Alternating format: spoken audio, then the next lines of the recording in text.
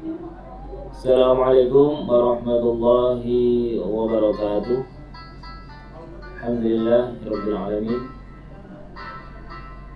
Pada kesempatan yang berbahagia ini, izinkan saya akan menyampaikan tugas dari calon guru penggerak angkatan 7 di atas nama saya sendiri, Hendi Iswanto, SPDT dari SMK Negeri 4 Kota Serang. Modul 1.1 A6, yaitu tentang demonstrasi kontekstual Ki Hajar Dewantara atau Ki Hajar Dewantoro KHD.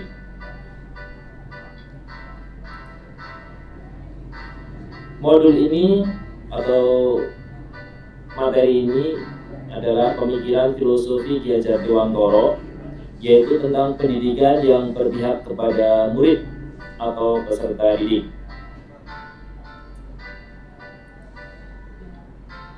Semboyan dari Ki Hajar Dewantoro yaitu tentang trilogi pendidikan, yaitu Ing Ngarso Sung Tulodo, Ing Madya Mangunkarso, dan Tutwuri Handayani. Arti di sini Ing Ngarso Sung Tulodo yaitu guru bisa memberikan contoh yang baik dalam perkataan dan perbuatannya.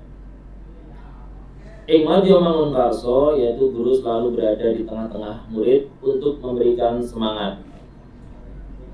Selanjutnya Tutwuri Handayani, guru harus bisa memberikan dorongan dan arahan pada peserta didik atau pada murid. Selanjutnya menurut Ki Hajar Dewantoro, tujuan pendidikan adalah menuntun segala kodrat yang ada pada anak-anak agar mereka dapat mencapai keselamatan dan kebahagiaan yang setinggi-tingginya, baik sebagai manusia maupun sebagai anggota masyarakat. Jadi menuntun segala kodrat yang ada pada anak atau peserta didik agar mencapai keselamatan dan kebahagiaan yang setinggi-tingginya, baik sebagai manusia itu sendiri maupun sebagai anggota masyarakat. Jadi dalam proses menuntun, anak diberi kebebasan, namun sebagai pendidik atau sebagai pamong di sini memberikan tuntunan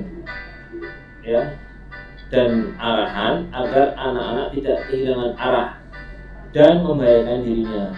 Seorang pamong dapat memberikan tuntunan agar anak dapat menemukan kemerdekaan dalam belajar.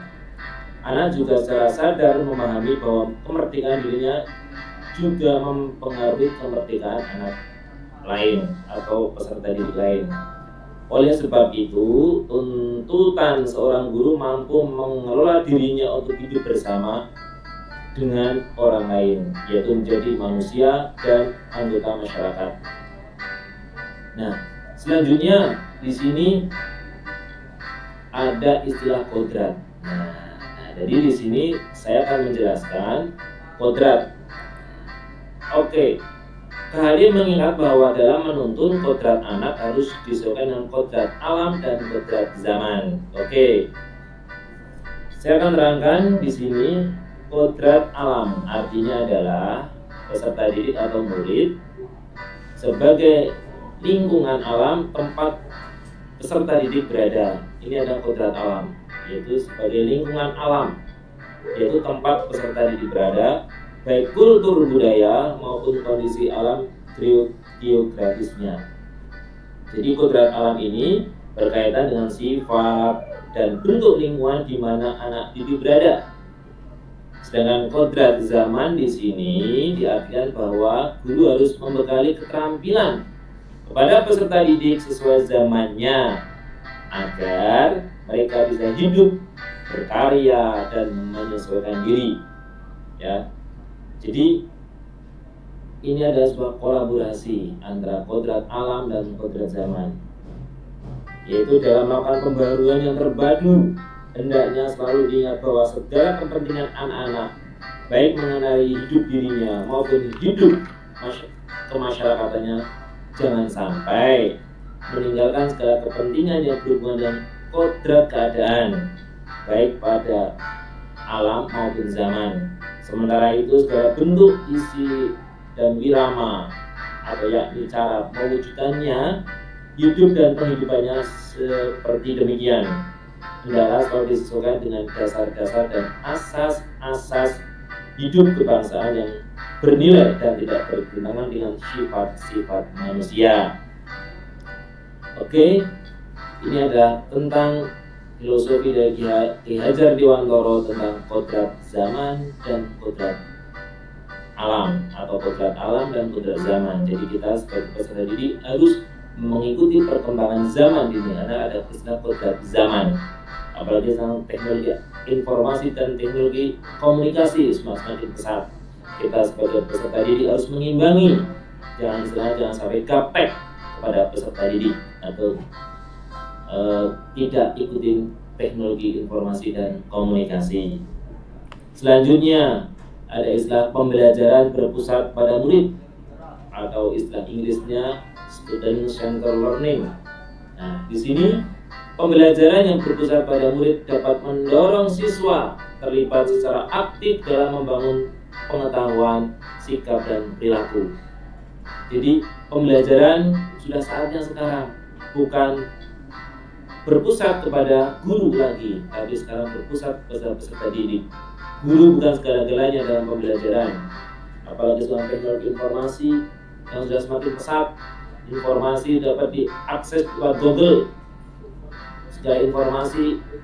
Nah, sekarang lanjutnya adalah bagaimana peserta didik ya itu bisa menampilkan potensinya atau mengembangkan potensi yang dimiliki yang bakat alam dan bakat zaman itu tadi, sehingga bisa lebih berkompetisi di dunia pendidikan. Nah, ini adalah contoh pembelajaran di SMK kita. Ya, sebelum kita melakukan praktek harus dibentuk karakter. Ya, peserta didik SOP-nya dalam pembelajaran, sehingga ketika melaksanakan pembelajaran bisa aman, nyaman, dan selamat. Ya, pembelajaran yang senantiasa mendahulukan dan berpihak pada peserta didik.